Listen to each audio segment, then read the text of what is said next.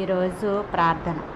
ప్రేమ కనికరము కలిగిన ప్రియ మా పరలోకపు తండ్రి, అత్యున్నత సింహాసనము పైన ఆసీనుడవై ఉన్న మా దేవా, నీకు స్తోత్రములు తండ్రి. గడచిన కాలం అంతా మమ్మల్ని కాచి కాపాడి నూతన సంవత్సరంలో 6వ నెలలో 8వ తారీఖు వరకు సజీవ లెక్కల్లో ఉంచిన నా తండ్రి, మీకు స్తోత్రములయ్యా. ఈరోజు అంతా కావలసినవి మాకు అనుగ్రహించి రాకపోకల్లో కాపుదల భద్రత దయచేసి రోగులందరిపై మీ హస్తం ఉంచి ముట్టి స్వస్థపరిచి నశించిపోతున్న వారిని రక్షించండి. రక్షింపబడిన వారి చుట్టూ మీ కాపుదల కంచె వేయండి ప్రభువా.